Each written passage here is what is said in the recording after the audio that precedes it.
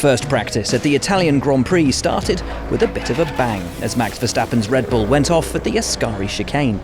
The Dutchman lost the rear of his RB16 with the momentum sending him spinning into the gravel, coming to a rest against the wall and damaging his front wing. Everything okay, Max? I'm not sure. Alex Albon also flirted with the margins, going wide at turn 5 and scattering stones in his wake. But the Thai driver was good enough for a third fastest lap of the session, just over a tenth up on his teammate.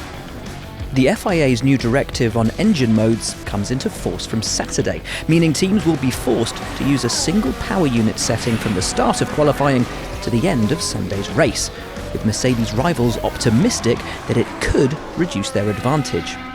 Party mode or not, Valtteri Bottas still impressed for the Silver Arrows. Despite locking up at the Rettifilo chicane and taking a shortcut across the curbs, the Flying Finn was quick enough for the fastest time, 1 minute 20.703, more than 2/10 ahead of teammate and current championship leader Lewis Hamilton in second. AlphaTauri continue to impress, although even they might not have been expecting to look quite so competitive. With Kvyat in fourth and Gasly, despite a spin, in sixth, the Italian team's home race weekend could barely have started any better. Having failed to deliver fully on their promise at Spa, Racing Point will be hoping for a better weekend in Italy. Sergio Perez with a 7th best time in FP1, with teammate Lance Stroll around 4/10 back in P13.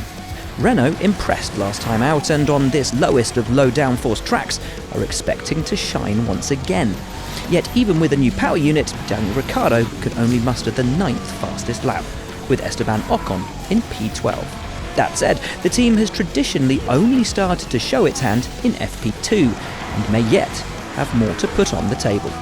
What a difference a year makes. 12 months ago, the grandstands at Monza were filled with delirious tifosi cheering a Ferrari home to victory in the Italian Grand Prix.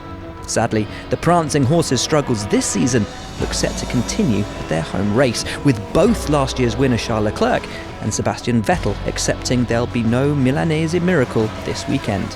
Leclerc failed to trouble the top 10, finishing the session 11th, but Sebastian Vettel endured a torrid morning, finishing P19 and the meat in a Williams sandwich. One of the biggest stories to emerge this week was the announcement that Sir Frank and Claire Williams will move aside from their roles with the team that bears their name after Sunday's race. It's truly the end of an era, but there's hope that with fresh financing and new personnel, the family's magnificent legacy will continue in Formula One for many years to come.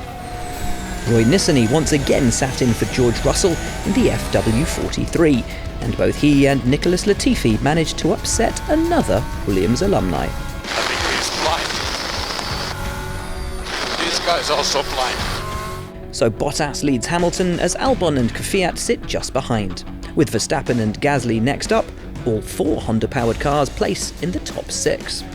Perez finished 7th in the Racing Point, ahead of Norris 8th, Ricciardo 9th, and Sainz making it 2 McLarens in the top 10.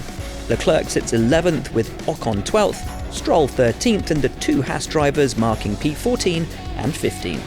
It's 16th and 17th for the Alfa Romeos, with Nissany the faster of the Williams, Vettel P19, and the 20 rounded out by Nicholas Latifi.